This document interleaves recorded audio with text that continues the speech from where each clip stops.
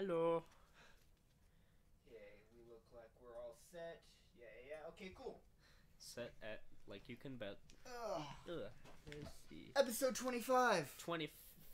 So that means we're about a quarter to 100. Who knows? Maybe. That is how math works. What's a math? I only know the substance. Let me actually get chat up because it's not currently. Oh really? Oh. Well, I mean, yeah, I just gotta do that. And Do that. that. And there it is. Oh right, yeah, there it is. Okay. Full screen it. Hello, Jonathan. Jonathan. How are you doing, Jonathan? Welcome He to says episode 25. he says what I can describe as yeah. Yassi. Yesy. That is a pretty good description of that right there. Yeah. Alright. We got a lot of drinks over here. Yeah, I know, right? I will say, it feels like it was yesterday when we did the first real podcast on this table, where Yeah. we did a loot crate. I can't believe it's been a month. Now it's another Lootcrate. Mhm. You was- good? Hey, I'm in the crate. It's Lootcrate. I heard of what the theme was. I don't remember what it is right now, but I'm sure we'll figure it out here in a second. Hey, Ian, welcome to the live stream. How you doing, bud? I think it's Ian. Ewan. It's Ewan. He's corrected me. And think of Ewan. Ian McGregor. That's how I always think of it. Ian McGregor, his name is not spelled in the okay. traditional name. I keep hearing Ian. I was like, no, it's Ewan. It was like, and then I was like, wait, am I saying it right? No. Okay, What? well, let's cut this open here. It's also raining outside, Yeah. so Yeah. that's the thing. It's gonna be like the fourth member of the podcast today. Yeah, the rain. It'll The open up. roaring thunder. The People are gonna love it when we move over to SoundCloud, and they only can hear what's going on, and half of it's. That's gonna be great. and like Alright. little bits of it be like. It's like little sprinkles. Oh, I feel Rain. bad for like Houston right now. Oh Ugh. God, yeah. Oh, We are getting rain, but it's nothing like their rain. I know people in So- Houston. Shit. Ooh, It- okay. It declassified to a category 1 versus a category Oh, 3. declassified. Okay, that's So it's not that's as good, dangerous, but it has already done a lot It's of still pretty That, bad. yeah, like it's like kind of 3,000 animals died. Jeez. Wow. What about people though? I don't know. about Ooh, people. okay, I like this. This is already cool. So the theme, I Oh, believe, is shit. basically kind of the medieval, Yeah. mystical realm of things. But it's got a block of styrofoam. You guys are gonna That's love so the mythical. sound on SoundCloud of this. I love it's so mythical. Oh my god! Oh damn boy. Ooh. Oh,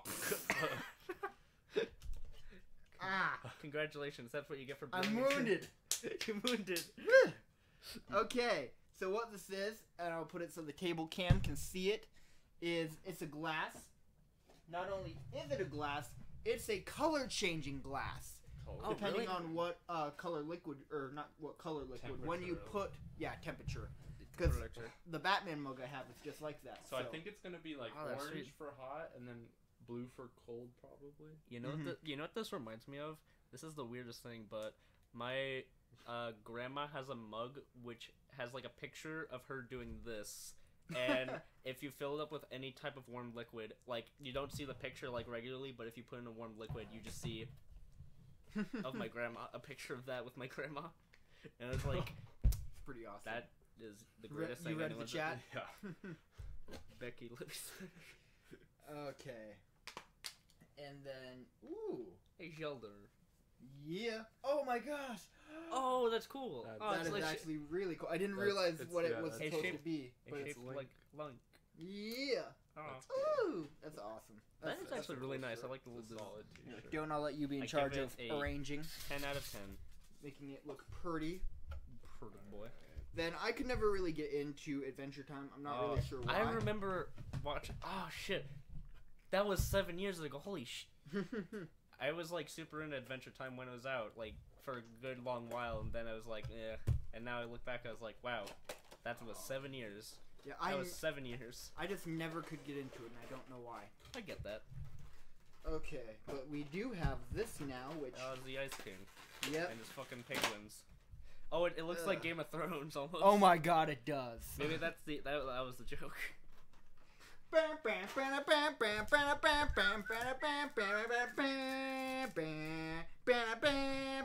I'm sorry, SoundCloud people. Oh, they're gonna love us. Okay. Is that more Lord of the Rings? I believe so. Oh, that's cool. That's actually really nice. It's like It's a a poster poster. design. Yeah, we'll have to hang this Sweet. up somewhere. It's like a... No, this is a podcast, not a gaming stream. Oh, I wish I could play Titanfall 2 right now. You don't know how bad I want to play Titanfall 2 right now. They were playing Titanfall 2 when I got here, so... No joke. Literally, Really? up until the minute I hit start stream, we were playing Titanfall 2. Yep. Basically, But yeah, that was what so was like. good. I wish I had good gaming console, but I don't. Well, you got, is it PS4 and an Xbox One, or? Yeah. Yeah, you're the lucky one. I want to get on that PS4 hype just because Yeah. PlayStation's putting out some amazing So content. many good games. A lot of good games actually. Oh, this I need is, to sit up. This is pretty nice. That I'm is giving actually you a really mess to work with over on that end of the table, but Well, you It's still a- it's have an to clean it organized up a mess, little sir. bit. I like these little penguins on them. okay. That's a cool little pin. Oh, what's the pin? Oh, is Oh, that? just like a loot crate? Oh, is it like the? Okay, it kind of looked like a Harry Potter thing with like the loot crate things. Shut up, Rain. I know, right? Jesus Christ. If you guys want to get on that loot crate hype, we're not sponsored, but Just Loot go Crate, get one please anyway. go get one anyway. And if we ever do become sponsored, Yeah. we'll get Yeah. you a code. Yeah. Okay. Maybe. Sponsorship. We one day. probably could get a sponsorship with them. They're fair. They have a really good Yeah. process for it. Yeah. And oh dear God, This is beautiful. That's really nice looking though, but It's really not for distracting. SoundCloud. yeah. It's really distracting, but I'm okay with Don't it. worry. We'll just talk a little bit louder. We'll project and move a little bit closer to the mic, and we'll Hey. be fine. Alright. Hey, baby boy, how Could you imagine if rain made that sound every time Just there like was a a slurping raindrop? It was sound? All right, let's like. How about we do like a recreation of what it would sound like if that was actually what it was? Like rain was just like a slurping sound. All right, 3, 2, 1. Alright. That was great. And then came the thunder. No, like, no thunder would be like. Alright. Anyways, If anyone wants us to do ADR for their animation, we can totally do a storm. I thought you were gonna say ASMR. ASMR. I mean, I guess that would have been. Nick, I think we just did ASMR by accident. Alright. Welcome to this episode of ASMR. What kind of horseshit ASMR is that?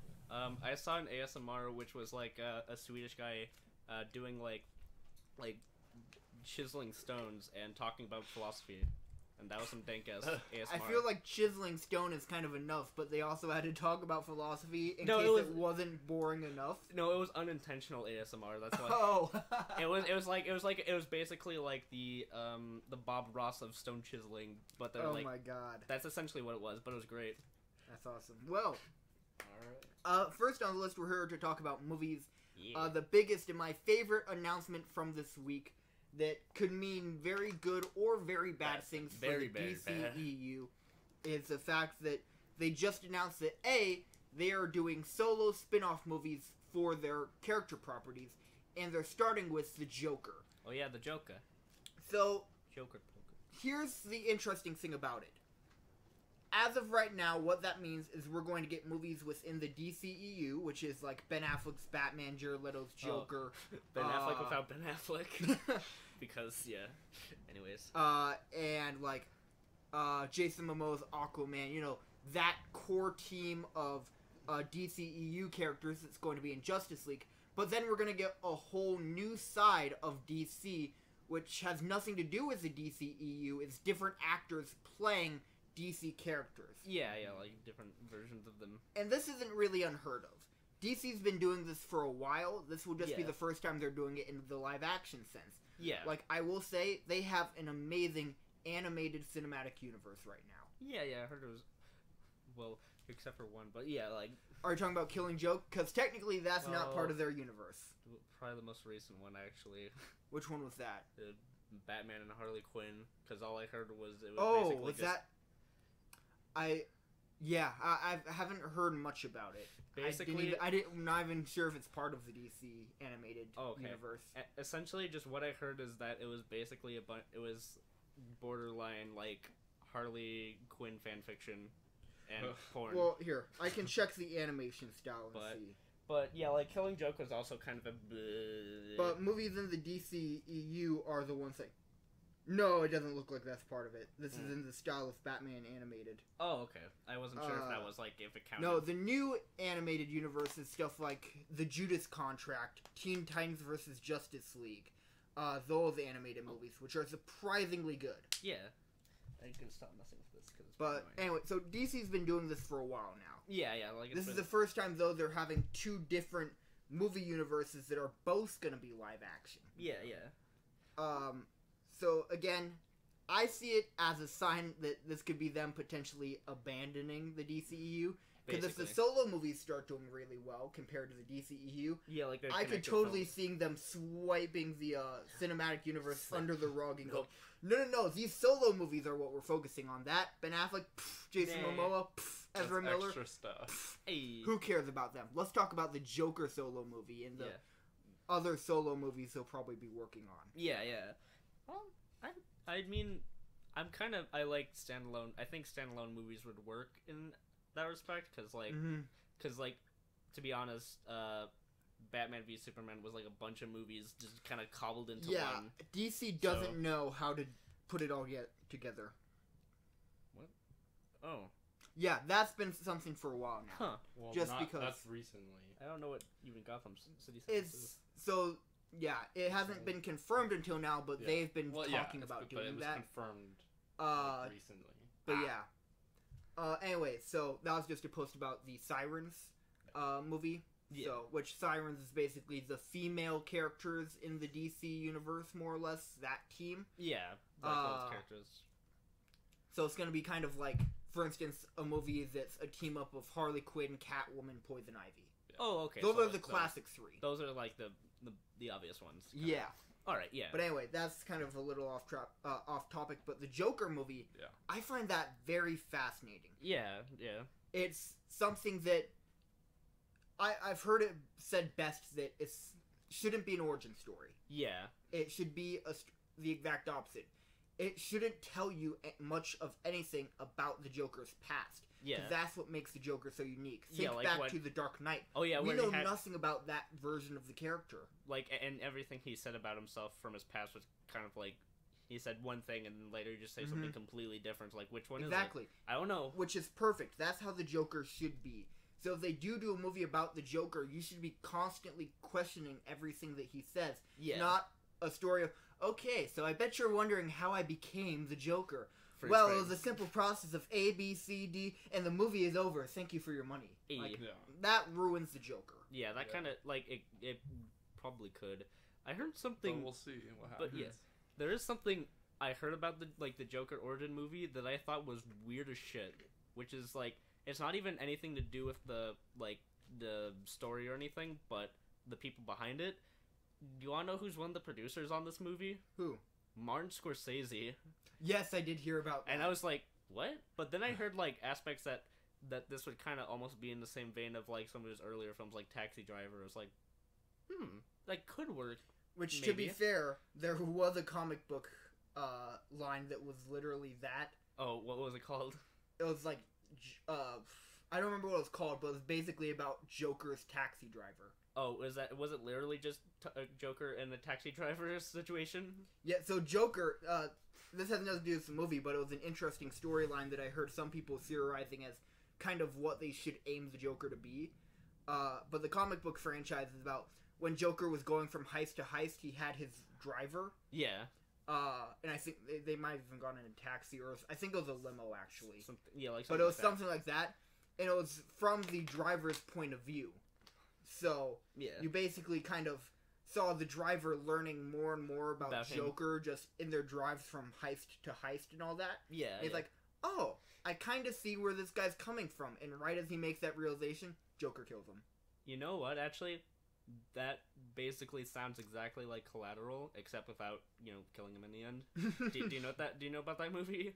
No, I thought you were gonna go say Collateral Beauty. So No, God, no. Collateral is basically a movie about there's this guy who's a taxi driver in somewhere in like Florida, I think, and he meets up with a character who is Tom Cruise, who's like, all right, can you take me to this one place? And he takes him there, but stays long enough to see him like do a hitman job and kill someone. And he's like, look, you know what I just did, so you're gonna be my taxi driver for the whole night, so I can finish this job in one night. Is like, well, I can't really do anything about that because I'll be killed, so sure.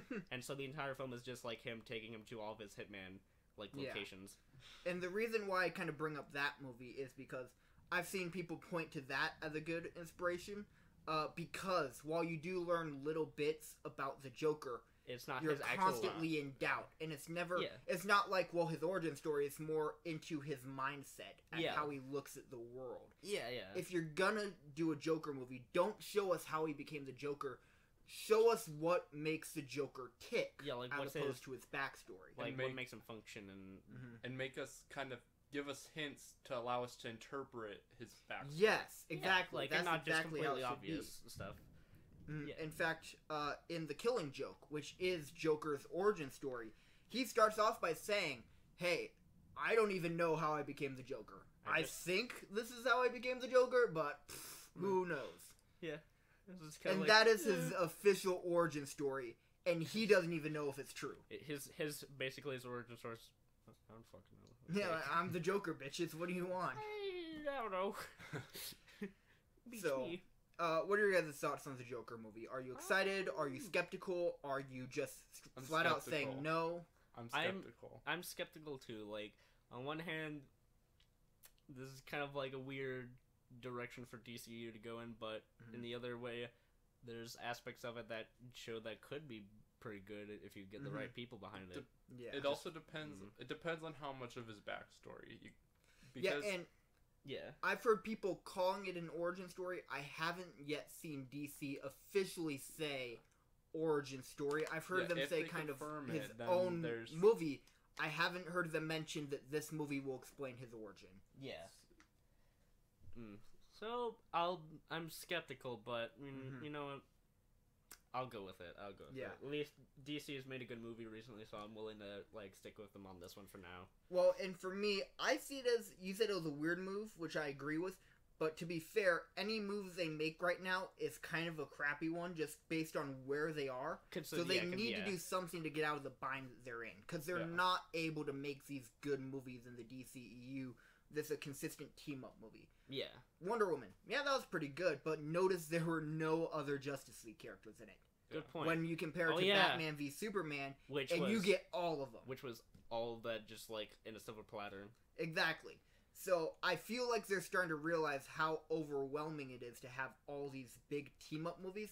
So, I'm totally fine if they want to take a step back and do more solo character movies. In all honesty, I hope they do. If they're doing it right. Yes, because they have proof that they're doing it right between Wonder Woman, the Dark Knight trilogy. Oh yeah, the Dark Knight trilogy didn't even have like that many other DC characters besides, Batman characters. And that's what I'm comparing it to. Yeah. Because notice the new Joker movie, all these character-driven movies, they haven't said they're going to be intertwined. They are marketing it as if each movie is taking place in its own little pocket universe. Yeah, it's like its own separate like timeline. So imagine just the Dark Knight style movies for a bunch of different characters, and they're not connected. Yeah, it's just their own thing. Nothing like having to like set up for the next one or the next one besides their own universe. And I'll admit, I was one of the people early on who said, DC, come on, get a Justice League movie out there. Look at what Marvel's doing. But having seen what I've seen now with what DC's producing, I'm like, look, no. I'd prefer you guys don't put out a Justice League movie if it's going to be bad. I'd rather you not put out one and put out amazing solo character movies than spend all this time working and developing a universe for the Justice League that is crappy. Essentially, or just spend more time on it. Yeah, that's an easy solution. Push Make it back. them good. That's basically essential things. Push it back if you have to. Like, essentially, whatever way you can, just make the films good and not have it be a big mess when it finally gets to it. Because I was looking into it, and I believe it was up until Iron Man, DC was winning the comic book war Oh yeah, by yeah. a lot. Yeah. 'Cause I mean- they even had like Dark Knight that same year with Iron Man. Yeah. So, yeah. In that, I remember people counting back to like that was a time when it was okay to like a DC movie and a Marvel movie. That's because it was like the only thing they had was like Batman at that point, and then like Well, more. Marvel had was Iron Man at that point. Yeah, and now it's kind of like now it's a bit of a different situation altogether. To be honest, I wish we could kind of go back to that mind state of like, oh, a new comic book movie's out. I don't care who made it; it'll be good. Yeah. Whereas now it's like, who's doing it, Marvel or DC? Mm, Oh shit! it's like Okay. it's like is it DC? It's like yeah, it's like not going guys.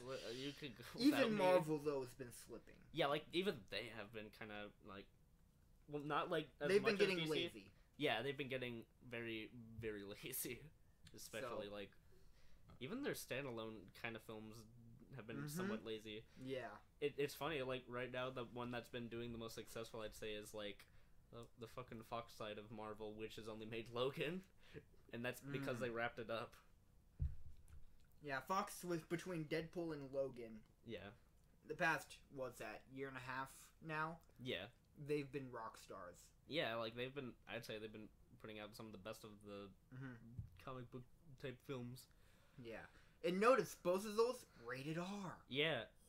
Wow. Though then again, like they probably couldn't do that on the Disney side of Marvel because Disney needs that kid But friendly. it kind of shows what happens when you take a risk with Yeah. a comic book movie.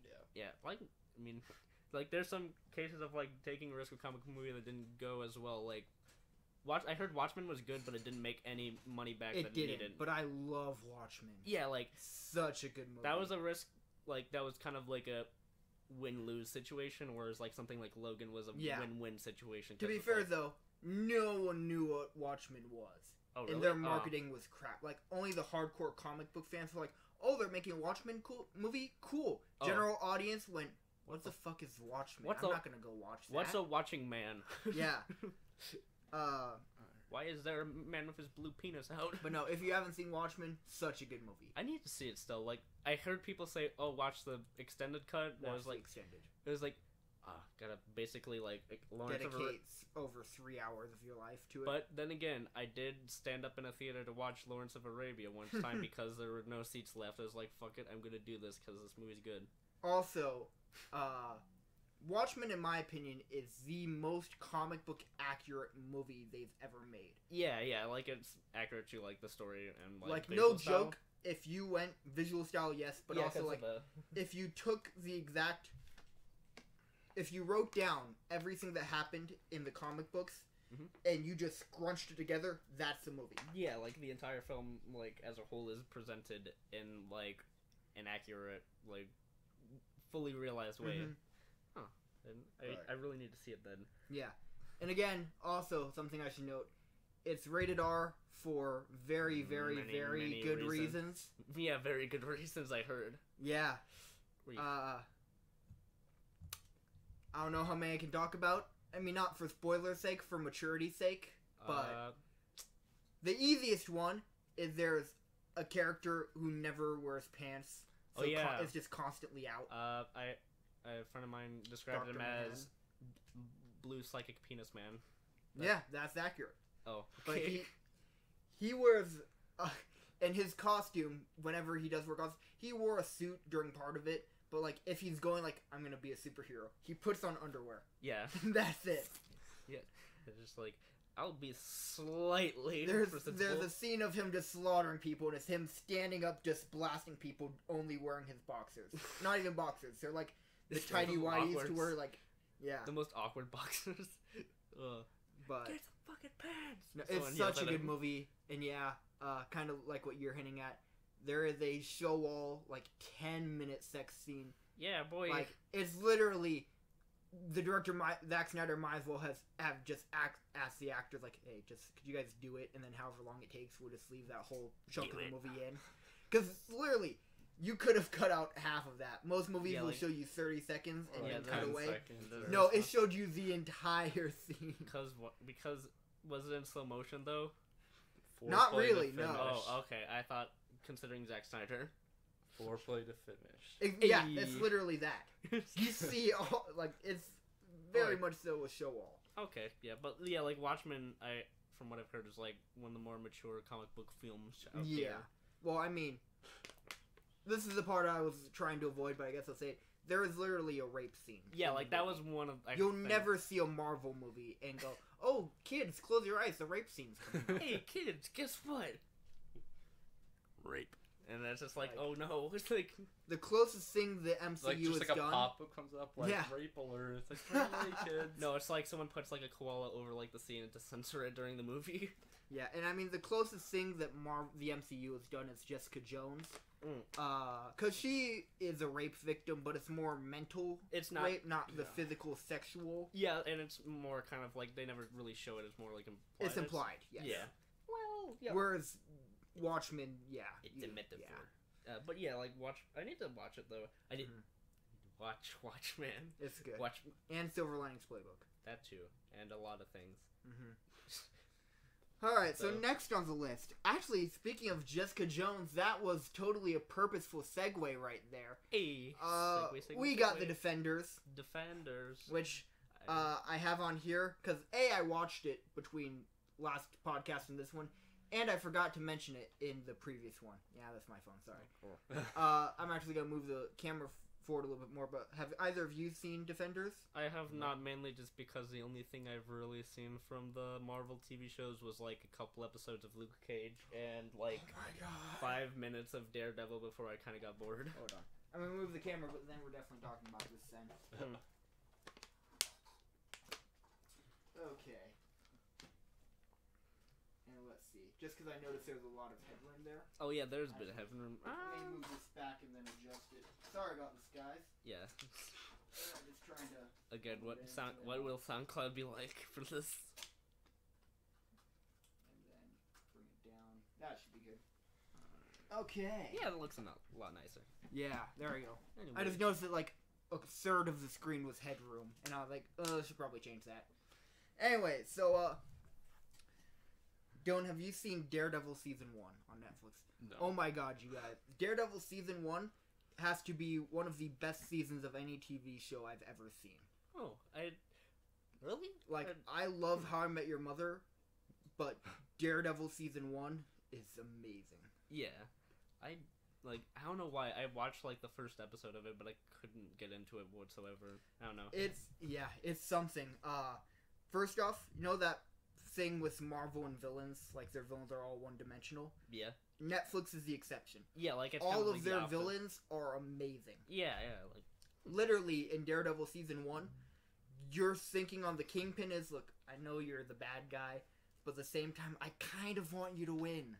yeah, it's like I wanted to root for the bad guy, Yeah, like, which is something in my you know they're bad, but at the same time, you're like, oh, you deserve a win. Yeah, just like you're a nice guy, not really though, but like you deserve I something. see where you're coming from. I get you. I get your feels, man. And it's like that for all of the Netflix shows, even Jessica Jones. Oh, yeah, which even I can't believe that one they made you like the villain so much. Really? Oh, huh. The Purple Man is Purple Man. an amazing villain, Oh, and yeah, he yeah. you know what? I'm sorry. When you said Purple Man, the only thing I thought of was like that Five Nights at Freddy's thing that they had for a while, and then I just like, oh wait, right, Five Nights at Freddy's was a thing that existed. Not really much anymore. Yeah, I just Hey. realized in the webcam it looks like you're drinking out of my drink. Oh my Oh. gosh. Aw, But- damn, it's not there perfectly anymore. lined up. But anyway, anyway, the Netflix I need to shows read it are more. amazing, and the best part about Defenders, it definitely helps if you watch the other shows, but you don't need to. Oh yeah. Oh god, that just reminded me also about not needing to watch all the Netflix shows. I watched one episode of Iron Fist before. I was like, this is awful. Never mind. Yeah. I have not heard good things about Iron Fist at all. That's It is so. So I saw all of Daredevil season 1, all of Daredevil season 2, all of Jessica Jones, half of Luke Cage, and none of Iron Fist. At the same time, I felt like I missed nothing watching Defenders. I guess. I'd say you could try watching the first episode because that's all you need to know. Is like this is not worth watching whatsoever because this is hot garbage. Well, and it's amazing. And I'm gonna be honest, because from what people online have said is they hated not Luke Cage. They hated Iron Fist, the show, but loved the character in Defenders.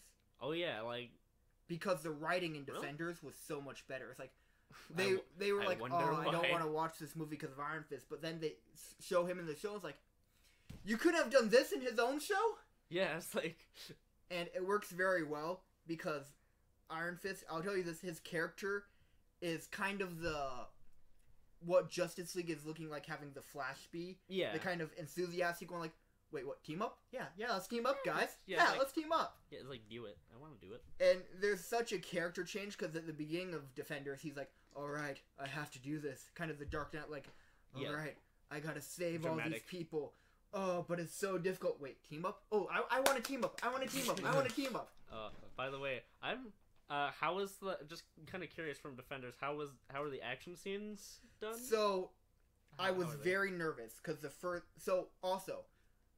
you know how each of the Netflix shows has their own very different style to them? Yeah, like Luke Cage has a very distinct almost style. that Harlem Renaissance-y almost. Yeah, with that the feel. yellow filter.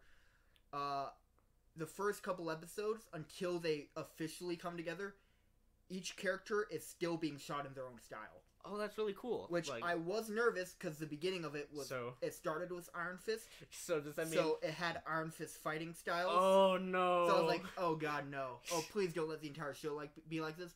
But it wasn't. Oh, it was just kind of like to get the feel of each show and then honestly, bring it. They should have not included the beginning part with Iron Fist in it. That sounds like a bad idea. They started it with Iron Fist in an action sequence. Shot like how I've heard everyone describe the Iron Fist TV show. Yeah, like... and then it ends with him going, I need to go with New York. And that's how they explain why he's going to be in New York for Defenders. Yeah. Just start with him on the plane going, I got a secret message to come here. Don't include a crappy action sequence like that. Can I just... You're going to turn off people so quickly. Can I just say, I haven't seen a lot of TV shows that contain, like, action sequences, but Iron Fist has some of the worst fight choreography I've ever seen in a TV series. Sucks because Daredevil has some of the best. Yeah, like, everyone else did it great, and then Iron Fist was, like, the fucking runt of the pack or something. I will say, the best thing about Daredevil Season 1 is there's an entire action sequence. It's like 3 to 5 minutes, all one shot. Oh, cool, like one... It's such a beautiful fight sequence. Yeah. Because literally, you're following Daredevil as from the whole process of him arriving at this warehouse, going in, beating up everyone, grabbing this little girl, and getting her out of there. Yeah.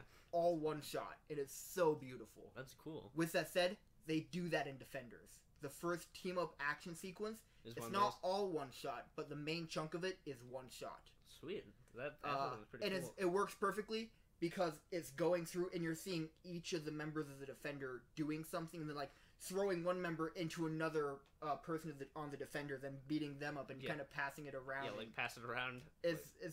That was a very good fight. And then the final fight, the last episode was amazing. Ooh. It was one of the best season finales of any season I have seen. Oh, sweet. Because it literally, as a comic book fan, made me emotional because I'm like, it was between... this is huge spoiler, so I know I can't say who was fighting each other, but it was like two people who is like, neither one of them wants to kill the other person. But they have to fight it out. Yeah, they just gotta do it. So each fight is like, I don't want to do this, but I got to, and it ends in the most perfect way. With that said, the last episode should have been 10 minutes shorter. Oh, it was a bit lengthy? So, they did it in a way that technically was correct.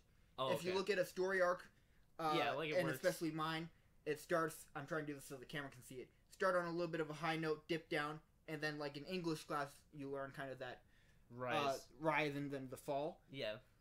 They shouldn't have had as much of a fall. Oh, okay. It's like a kind of too much like falling action. The fight ended and there was still 15 minutes left to the episode. Yeah, that seems like it's a bit much. Yeah, which technically is right, because you're not supposed to end off on your climax. You're supposed to have that resolution. But it is also a series. 15 minutes of a resolution I would have been fine with 5 minutes because they did say a little too much and it didn't need to be said. Was it kind of like the end of the Return of the King, where it's like, look, it's cool, we get it, just end already. It's been so long. That is one of my few complaints, but it was also really cool because the first 2 episodes, again, when they haven't officially come together, and they're all being shot in their own style, there are some really good transitions between the different styles. Yeah. Like, from match cuts to different word cues. It's just so... Yeah, just like the way they edited some of the scenes together was really interesting. But watch the entire show, hi Emerald, for the last episode alone. If you're gonna watch any of them before you start this one, watch Daredevil seasons 1 and 2, and then start Defenders would be my recommendation.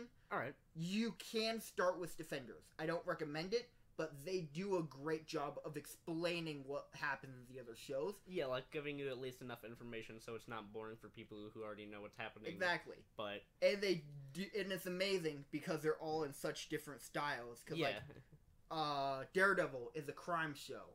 Jessica Jones is also kind of that crime show. Luke Cage is kind of about the underdog. And then you got Iron Fist, who has to deal with magic. And then combining, like, obviously, like, Luke Cage, when he finds out they're the dude with the glowing fist he has to team up with, he's like, what's this? Is this real? Yes, like oh yeah, I saw that. I actually saw a screenshot from that. It's like, fucking glowing fist, dude. Which, they have a lot of great moments where it's like, it makes sense why they'd question that. Yeah, it's like, most of them, like, have seen, like, superpowers or whatever, but, like, not basically, like, literal magic.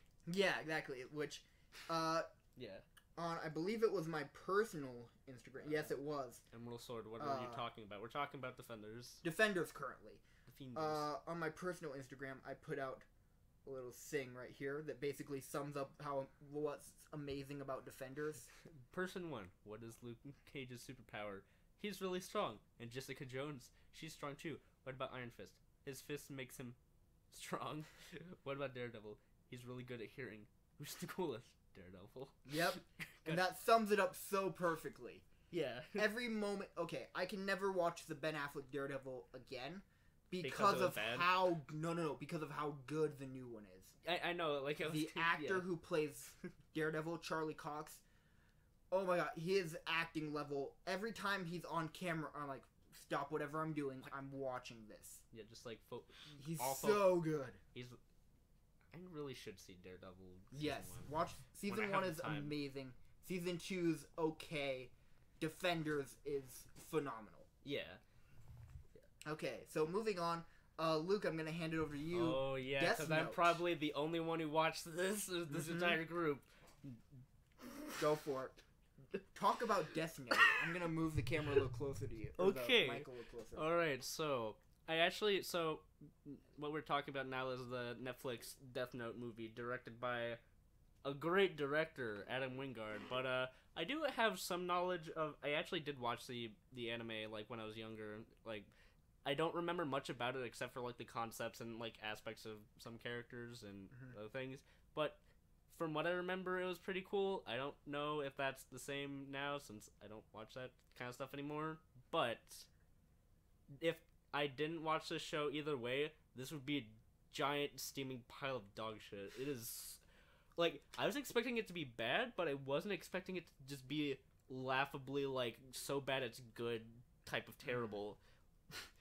Like, from the first frame of this movie to, like, the end, it's just completely, like, what is it trying to be? Is it trying to be, like, this super serious, like, philosophical film? Is it trying to have, like, the anime, like, aspects by being, like, really kind of cheesy and over the top in aspects? Is it trying to be like Seven? Is it trying to be Final Destination? What is this? What am I supposed to get from this? And like there's some people who are saying like it's an Americanized version of it, it's gonna be terrible, but I'm not automatically like that kind of person, because like there's some American adaptations of foreign properties that are really good. Like The Departed was basically a Japanese film before it got made into a movie, and that was like Best Picture winner. The problem is, the only things that really changed about the aspect of the story was it's a kid in America who lives in Seattle, and that's it. That's literally like the biggest change. And also he has like a really tacked on girlfriend in character. But yeah, like the demon guy that follows him around is still like a Japanese demon. Is like, why the fuck is he in America then? Like what did he was like, you know what, I'm sick of this place. I'm going to Seattle to drop my death note of like horribleness on someone. Seattle of all places. Like, you know what? Let's go to Seattle. They got a space needle. That's perfect. But yeah, like there's just so many aspects of it that are just so like horribly set up. Like even the death note, like how he gets the death note in the movie. In the original show, I don't even remember how it was exactly, but I think it was just the kid, like the kid just finds this book out of just like laying on the ground. Someone's like, Death Note, what is this? And that's more ominous than just, it's raining, a book fell from the sky, and then that's how they did it? It just falls from the fucking sky. If a book fell from the sky and landed in my front yard, I'm just yeah, it lives there now. Yeah, I'm not gonna pick it up. I'm not gonna take it. Especially if it lives there. Especially if in scary text it says Death Note. Yeah, no, that. Speaking of that, I don't touch it. Speaking of that, even though this was the way it was in the anime, also, why if it's a Japanese god, why is Death Note in English? The word phrase Death Note. It's just like again, that was also the way it was in the anime, but that makes me think like then why I guess American audience thing. They wanted you to know what you're getting into ahead of time. Like, yeah. You know, like, hey, just so you know, okay, our lawyer said we had to tell you this was a Death Note before you pick it up, so go for it. But yeah. Okay, you're good now. We'll just kill you later. But yeah, like, there's that. There was basically the demon god character, which was probably the most recognizable aspect of the show, which was, like, some weird, pale, hunched-over dude with, like, weird, big eyes, who was played by Willem Dafoe here, which, in honesty, was perfect casting. Like, he's basically just playing the Green Goblin again, except, like, a big asshole, which was great. The only, like, legitimately, Willem Dafoe is, like, the only redeeming quality about this entire film. And even then, that has, like, its but the thing is, like, I wouldn't say, like, I guess necessarily the effect itself, but the design of putting that, like, design from the anime into live action looks awful. Like, it looks so goofy. Like, that's not necessarily the effect itself, but just the design of it. And again, this is what I say is, like, they pretty much just copy-pasted, like, aspects of it here and then took out parts that are, like, weird that didn't make sense to American audiences.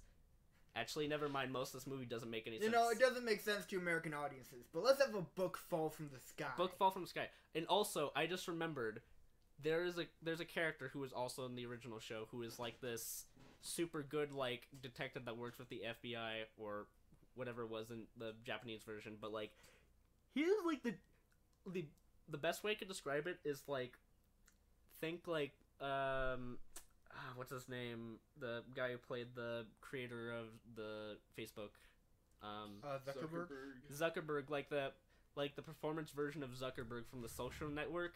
If they did that, except if every time he, like, climbed onto a chair instead of, like, sitting normally, he sat up like a fucking monkey.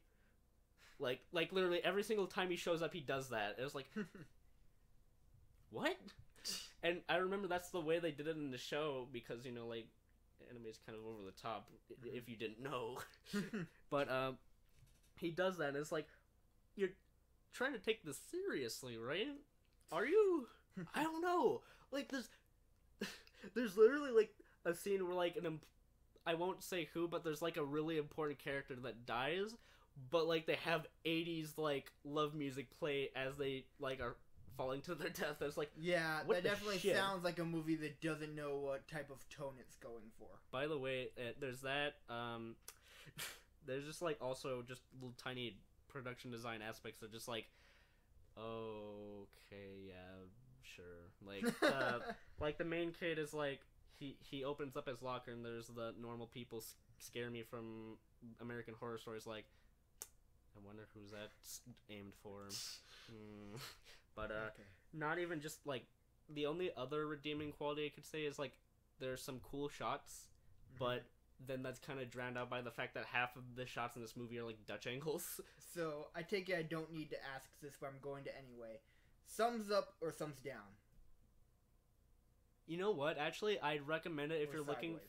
for like a so bad it's good movie, because this movie is fucking hysterical. Like, within the first 5 minutes, I was laughing uncontrollably. Do you consider So Bad It's Good movies a thumbs up or a thumbs down?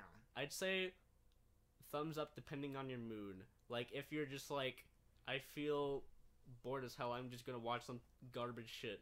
If you're trying to find a legitimately good movie, no.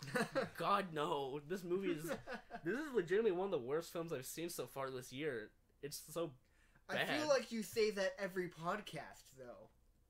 Yes, and that makes me sad. Ever since Transformers, you've been saying that frequently. Yeah, this one's not as bad as Transformers because Willem Dafoe is in it, and I'm willing to give him a pass for just, like, a point for that. Could you imagine if Willem Dafoe was in a Transformers movie? That would be amazing. Playing a Transformer. I would believe it, actually. They motion cap him to be a Transformer, and he voices like Megatron. I'd honestly believe it. I would legitimately do. And there's just, like, a couple of other things I want to say about the movie that are just really funny. Like, just stuff that they adapted for an American audience that's, like, that just makes me laugh. Mm-hmm. Like, the original character's name, like, in Japan was, like, I think it was, like, something like Yagami Light or something like that. And then, but, you know, like, that was the Japanese name or whatever. But the American name is just Light Turner. Light Turner. That's his name. That's just his name. Light Turner. And, like, I get it, because, like, you know, American thing, but it's like, you could have picked at least somewhat of an intimidating last name. Just, who is the man who has literally been killing thousands of people and, like, setting, like, order to the world? Fucking Light Turner, bro. Yeah. Although he's not as evil as Switch Flipper. Switch Flipper. God damn it. Also, I feel like the reason they chose Turner as the last name because he turns to the dark side because he uses the Deathnote. Get it? But yeah. Also, oh wait, I just even remembered like another aspect of the detective character who's like trying to find the detective character. No, sorry, that's what the guy who sits on chairs weird's name was. Oh, gotcha. He was There's a line that I really want to say. It's technically a spoiler, but it's so unbelievably funny. Say it. So the movie's Death Note. If anyone throws a fit over Death Note, I'd be surprised if there. Yeah. But so there's a character who is with the detective character a lot, who is like kind of his mentor or whatever, or just like his advisor. And the only way that this character can actually kill people is if they see their face and know what their name is. He's seen his face, but he doesn't know his name, so he finds a way to get to this person who knows, like, what is his name? He's like, I don't know. He's like, how do you not know? I only knew him because I sent him to an orphanage where you are trained to become the greatest detectives the world has ever seen. And at that moment, I paused the movie and actually stopped it because I couldn't handle it because it was just that unbelievably funny. I feel we have to end on that. So moving on to the next topic, we have gaming. So Dylan, I'm handing it over to you here. Yes. Call of Duty World War II. So you have the floor. Well, so I went last weekend and I pre-ordered it because I was trying to stay optimistic, and I only put $5 down just so I could give it a feel and play the beta before I made my official decision. And it's not even out yet, and I think it could be potentially the game of the year. That's cool. That's how I haven't heard anyone think that or say that about a Call of Duty game in a long time. Exactly. And I haven't bought a Call of Duty game, or I haven't owned one since Black Ops 3. I haven't owned one since Ghost. Yeah, so that's how, like, for me, Call of Duty, before it started turning all techie and all modern, those were my favorite games. Agreed. As soon as it started going all futuristic and comic booky and all of that, that's when it started to lose me, and I was extremely upset. But when I heard this was announced and that there wasn't going to be jetpacks or anything along those lines. Could you imagine jetpacks in World War II themed game?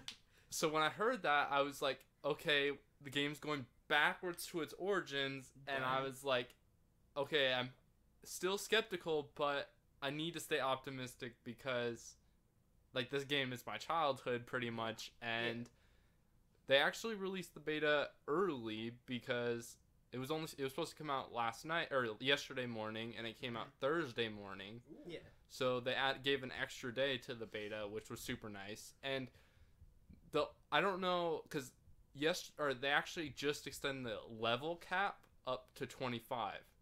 Oh, okay. So when it first came out, it was at 20, and so many people had already gotten up to there. Oh, really? That they extended it up 5 more levels, so people wouldn't be stuck there.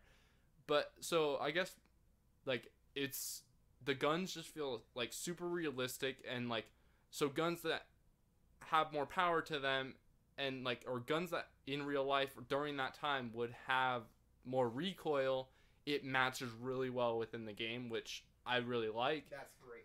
And something that is kind of taken away from Call of Duties that are more recent in the futuristic thing is, like, within Black Ops 3 even, sniping was like a huge thing, because it was like it almost made it too easy. Yeah, like it was just like there was like no recoil or anything. You could just keep like popping in this area and it wouldn't move.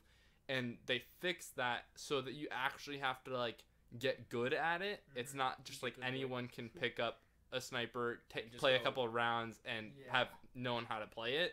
And so like there's tremendous recoil, and I like that from that aspect. So you can't just, I mean, you can camp and just use a sniper, but you have to learn how to use it right. Yeah.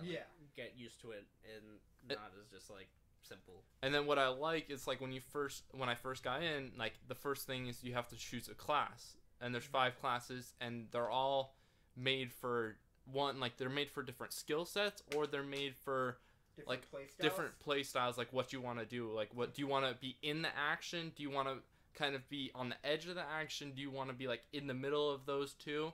And then within those classes, you level up the class, which there's like 5 rankings to each class as of right now.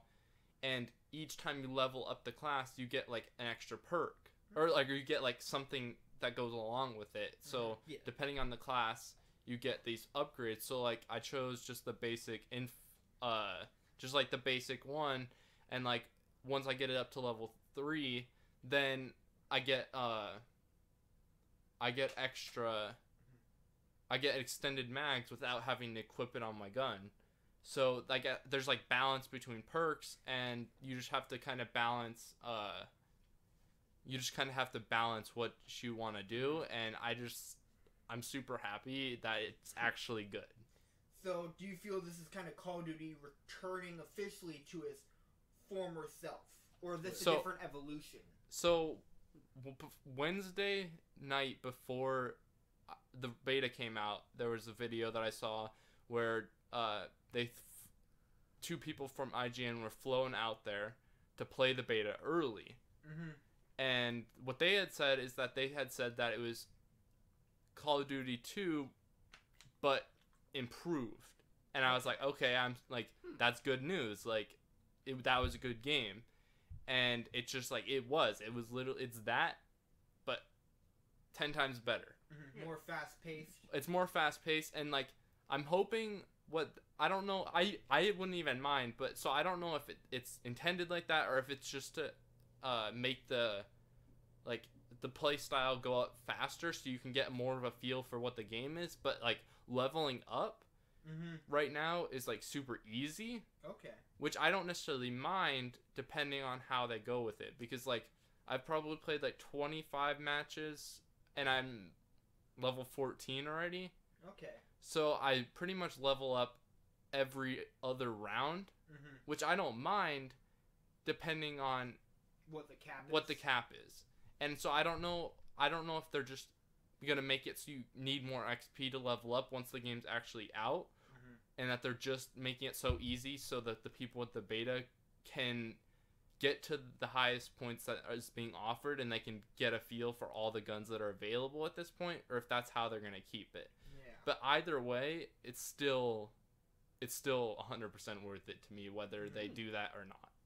So if you had to pick, is this a return to form or an evolution? Which would you say? I would say it's a return to form, but it's an improved return. Return to form. Okay. Yeah. So it's an Good. improvement on what was back then. Like, because obviously they have to make they have to make improvements, or else there's no point. Right. Yeah. And I mean, at this point, I don't have to see the story mode. I've never officially like bought a Call of Duty for the story mode. But more than the multiplayer. I buy it more for the multiplayer, and I don't even have to see I don't have to see anything on the single player to know that I'm gonna pre-order it. Mm-hmm. That's all I have to say. Good. Well, glad to hear it. So that means you might or might not see some Call of Duty World War II gameplay live streams at some point when the game comes out. So Fancy. Oh, that would be really cool. I hope we can arrange that. Yeah. Okay, so now kind of moving on to the news section, we got two kind of fairly quick things to knock out. The first one, this week there was a big court case that wrapped up on fair use, and this is one that has been going on for the past year and a half. Oh, really? That with long? H3H3, yeah. Oh, I thought it was just like... I remember seeing videos about it. I thought it was like a couple months ago. Oh, it's been going on for a long time. Ugh. They've had to spend... Because that was the whole point, is the people who were suing them were trying to make H3H3 run out of money before there could be a final verdict. So they couldn't pay their lawyers or anything. But then the YouTube community came in, backed them up, donated money, but it was hundreds of thousands of dollars that it cost to get the lawsuit settled. Wow. Yeah, that's kind of shitty. With that said, the reason why I'm bringing it up is because in the past, fair use has been a very gray area. No judge has officially said until this, like, you can and can't do this in fair use. It's all been like, fair use, it's here. Yeah, it's like whatever. But this court case, it very clearly gave new outlines and definitions to what classifies as fair use. Yeah. So I've read the court documents. I highly recommend if you guys are creators on YouTube or have any interest in knowing what fair use is, because you don't have to be a content creator on YouTube to need to use fair use. Yeah. So if you want to learn more about that, I highly encourage you to look at the court documents. It's really enlightening what the judge has kind of talked about, because now, while there are definitely still a lot of gray areas in fair use, there's a lot more definition to it. Yeah, like there's more like set in stone kind of thing. Yeah, like one of the biggest points of it is that, which by the way, the judge said H3H3 100% in the right. All three accusations on H3H3 were denied. Which I believe they were suing for using the material in a video, which was under fair use, defamation, and there was one other. I don't remember what the other one, but there were three. Yeah. But all three were struck down by the judge. So, which was great for them. YouTube as a whole, really. Yeah, that too. Because, yeah, it's just fantastic now that we have a lot more clarity in what's fair use. Yeah. And just kind of sum it up, the main point of what fair use is, according to the judge, is it should not be a substitute for the material that you're using. Yeah. So if we played a song for the video, you should not get the same exact thing you would if you were just listening to the actual song. Or with our trailer reactions, for instance. If it's just like... If all we do is play the trailer... Then don't say anything, then. Yeah. But if we're adding our own stuff into it, then that's what makes it fair use. Yeah, yeah. That's like the biggest point of it. Yeah. It's like, it's not just the same thing. It's just, there's other, just, not just that, but like commentary or remixing. Exactly. Commentary and critiquing. Critiquing also. Which has always been kind of a thing, but now it's actually being enforced as part of what classifies as fair use, which is fantastic. So next here, the final thing we really have to talk about here is going on actually later today, and that's the McGregor versus Mayweather fight. So, oh yeah, I have no idea who any of those are. Actually, I seriously don't. But that's because I'm glad you're being honest. I try to be, but I'm assuming it's like a UFC thing. MMA, yes. Yeah. Okay. It's a combination thing. Yeah. Okay. All right. Wait. What is UFC is like? Fighting. Okay, I wasn't sure if it was like if I was thinking of the right thing. Both are fighting. UFC is more interesting. Well, I shouldn't say more interesting. There's more to it, I guess. Yeah, like I get that. all I really have to say is like I've never actually like I'm not one to like I gotta pay-per-view this. I'm not like I don't do that, and like I've never actually watched a fight, but like for some reason there's just something that makes me want to fight this or watch this one. Want to fight? Well, it's because this is something that's kind of brand new, because it's two people at the top of their own respective game going head to head, and just that the fact that there was so much drama going up to it, and like last night they had their last like face-to-face press conference before the fight, and they were both in Vegas, and like one guy he showed up in sweats, then the other guy he showed up just in his underwear. So I'm gonna guess McGregor was in his underwear. Yeah. Yep, that's a very McGregor move. So so like I don't even care who fights or who wins, but the only reason like I wanted to see it was just because of all the drama. One with like the fuck you suit, two with the whole with Mayweather's with Mayweather's his whole tax issues and about him not getting paid for this fight until he pays off his taxes, and him arguing that he needs the money. There's just so much drama going on to it. That's the only reason I even care about even to go see it, and I'm actually going to like leave to go see it in like an hour. So so sweet. Go ahead. Tell Luke about the fuck you suit. What is that? It was like the second press conference, and like they showed up, and like Mayweather, he was just wearing some like sweats and a hoodie and whatnot, and like then McGregor, he shows up, he's wearing a suit, and like there's in very tiny letters in gold, like all over the suit is just fuck you, really, just and all that. Then that perfectly sums up McGregor as a person. And then like there's one of his points, he's like, yeah, he's so broke right now he can't even afford suits, and that's basically, it was just funny, and it's just drama basically. So the fight's making $800 million far. Shit, man. I don't know how much more. It's because it's the real life version of like a Terminator versus Predator fight. Like the constant people saying who would win if blank fought blank, but we'll never know because they can't fight. That's basically what this is. And you have to realize that was $800 million. That was like a week ago. So on top of all the more pay-per-view orders and people paying to go to Vegas and stuff like that, it's way more.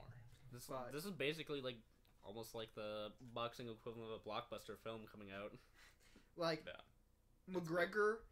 Have either of you seen McGregor in a fight? I have not, because I have not seen any of these things He before. is a freak, I say that in the best possible way. I think McGregor's gonna win. Like, I don't care if Mayweather wins, then good for him. But I think what I've heard and what I've heard people say is that McGregor will probably toy him around for a little bit. That's all McGregor does. And then he'll just go ballistic and just win it. But I've seen some McGregor fights that are just hysterical, because he'll do things like he'll go in looking like he's gonna punch you and then just hug you and then back off. He'll mess with you mentally hardcore.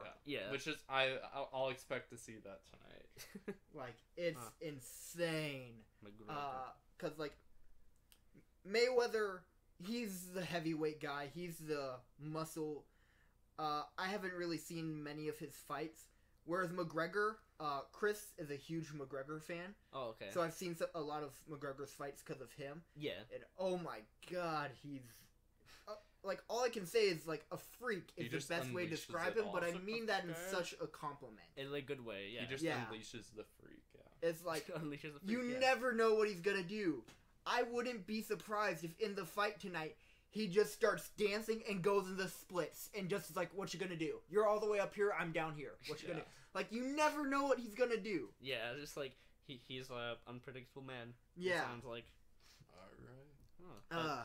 That's kind of strange. Like, I kept hearing about it. I was like, I don't know, like, what does this mean? And now I just realized, like, apparently the massive thing that's happening this weekend. And I was not aware. Yep, this is it. It's like $100. Just order it. So, you guys want to do a Cards Against Humanity before we end it off, or? Yeah, I'd say so. Alrighty. So, we are entering the Not For Families game night portion of the podcast. Cards Against Humanity next to that massive cookie. Yep. We're going to play one round. First to get 5 cards wins. Maybe 3. 3? Okay, 3's fine. First to get 3 cards wins. Just push it over there. We don't need it. He'll be table cam will be for the cards now. He'll be the spectator. So everyone just kind of at random draw 7 white cards.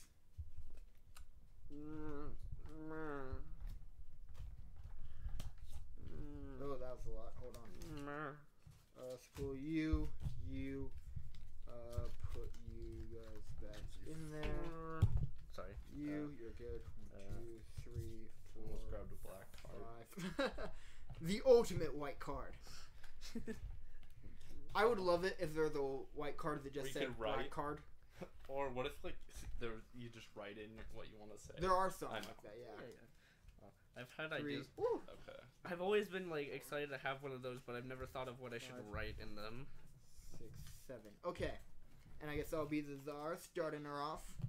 This is Okay. Blank is a slippery slope that leads to blank. Ooh boy. And you guys remember how to put them down? Just so Yeah. that The one the first you're one on gonna the flip bottom. it, yeah.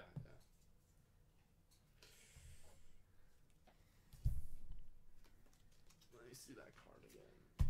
That is the first one, and that is the second one.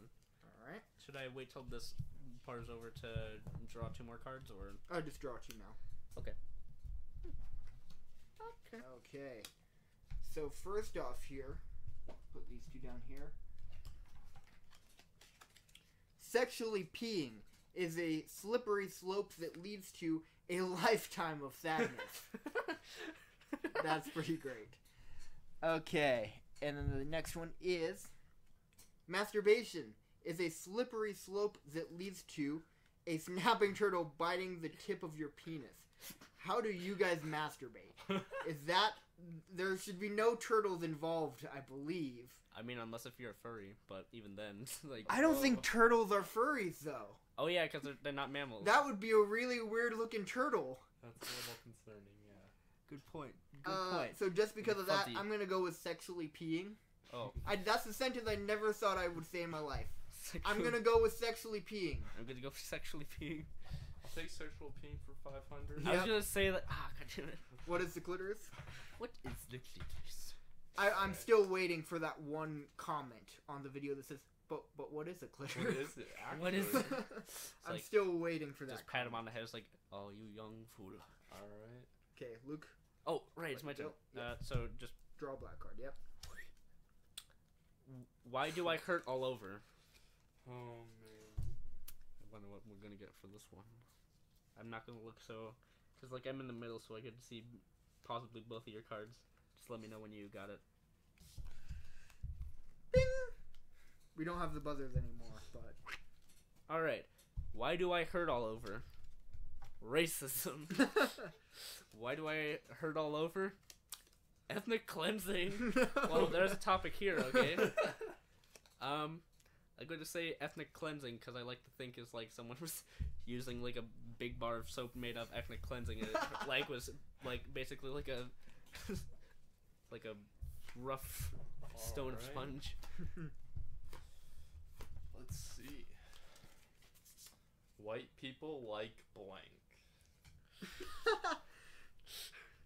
Oh.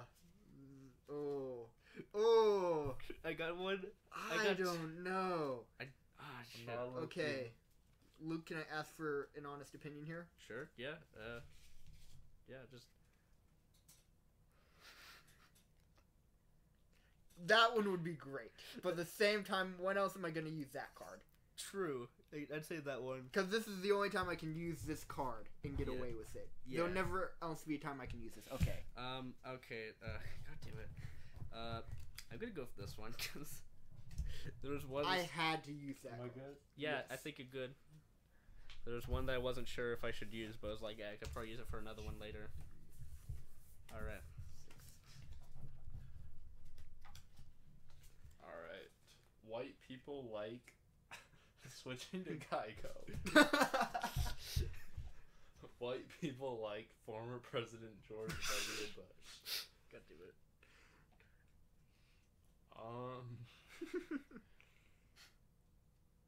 I have to go switching to Geico. That's a good one. That- And White we're people like- perfectly tied up right now. I But, like, should have said like. switching to Geico is like, because it's like you could almost hear that in the commercial. Yeah. White people like switching to Geico. Trademark. Alright. Let's see what we got here. Make sure I got 7 cards, yeah. 7 deadly cards. Oh, okay. This one is a good one. Yeah. A recent laboratory study shows that undergraduates have 50% less sex after being exposed to blank. And just as a reminder, when we played this one last, the answer was Domino's chocolate pizza or whatever. I feel That was such a good one. Domino's, please don't watch this if you're gonna hire me soon, because you probably might. I got one. Okay, and let me put this in front of the table cam because I forgot we had that. Okay, after a recent laboratory study, what's the beginning of that? After a recent laboratory study that shows that undergraduates have 50% less sex after being exposed to a homoerotic volleyball montage. Homoerotic. Or homoerotic. Oh, that's okay, yeah. Homoerotic volleyball montage. And then a recent laboratory study shows that undergraduates have 50% less sex after being exposed to Gandhi. To Gandhi.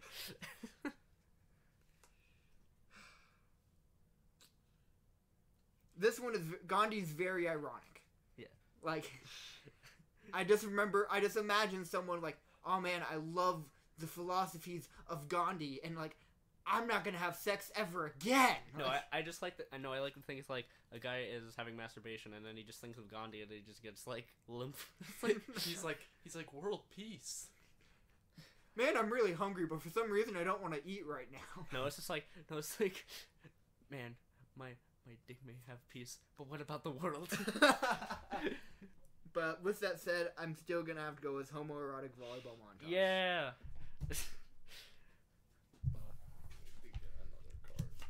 I'm 2 now. Alright. So you only need one more to win. Yeah. So, oh, am I next? Oh, yeah. Oh shit. Yeah. I got it perfect. With that said, one of us is gonna tie him here. I got Okay. a perfect card. This is the way the world ends. Oh, this is the way the world ends. This is the way the world ends. Not with a bang, but with blank. It had like, this is the way the world ends twice. Ooh. There, I was kind of confused. Okay, Nick, I'm gonna have to ask for your opinion. Okay. Okay, I'm gonna actually, Luke, close your eyes. Close your eyes. Close your eyes, count to 10 and something. I don't remember. This one. You gotta do it. You were given that card for a reason. But the other one would have been funny Oh too. god, I just poked my eyes. Have to admit. Anyways. I'm gonna go with. Am I Sure. allowed to open? Yeah. Yeah, you're good. I have awakened. Anyways, alright. Okay, gotta read this. That's a good one. Okay, here we go. This is the way the world ends. Not with a bang, but with some goddamn peace and quiet. I like how I use that voice because now I sound like an old asshole man, like veteran. This is the way the world ends. Not with a bang, but with the female orgasm. I'm gonna say no with a bang, but with the. Oh, I see what you did there. I'm gonna go with some goddamn peace and quiet because of the voice I just did. So anyway, here you go, my dude. See, I like yours though, Dylan, just because Yeah, I just imagine like someone on the other end going, "Oh, so the world's never gonna end." Okay, cool. I have to tell him what the other card that I was debating and playing. What was it? That was a good one too. Mm-hmm. Alright. I sounded kind of like Clint Eastwood there when I said some goddamn peace and quiet. So Luke, one of us are gonna win here now because we both have 2 cards. That's true. Hey guys, I know this was my idea, but I'm having some serious doubts about blank. Oh. Okay. There you Okay. go. I got one. There. You're good. I don't know how good this one's gonna be, but I'm confident in it. I'm a horrible person. We all are. Hey guys, I know this was my idea, but I'm having some serious doubts about preteens. Preteens. Oh my. That is very bad. Hey guys, I know this is my idea, but I'm having some serious doubts about sniffing glue. God damn it. Just imagine, like, man, let's do some preteens. Actually, guys, let's back off of that. I have to say preteens. God damn it! I like to. I don't want to claim credit for it, but Fuck, you're horrible. It has to be it. I was hoping Sniffing Glue would win. I just love that conversation. Like, look, guys, I know I'm the one who brought it up. I was but trying them out, and I just changed my mind. I'm not feeling it right now. Can we just not? Be like, I need a little bit older. I like to think it's like both like the Sniffing Glue option. It was like a scene from Breaking Bad, but they just replaced all of like the meth with glue. It was like, what the fuck are you doing? This is not right. You're killing brain cells by doing that. It's like, come on, guys. It's great. Do it. Anyways. On that note, thank you guys for watching this episode of the J4U podcast. What a note to end on there. Sniffing Glue and preteens. I'm once again the most horrible person in the room. Yeah, boy. It's a well-deserved title that, seeing that I've won several of these now, I'm starting to think means something. It's a message. It's a metaphor. So, again, thank you guys for watching this episode of the J4U podcast. Hope you guys tune in for the next one. Thank you guys so much. This was a lot of fun. Check out Dylan's from Dylan Plays and Luke from the Film Fisher as well. Yeah. And I have one last thing to say before we end off this podcast. Hold on. All right. Tell me when you're ready. All right. The last thing I want to say is, I was born in an orphanage and trained to be one of the greatest detectives the world has ever seen. And that's all I have to say about that.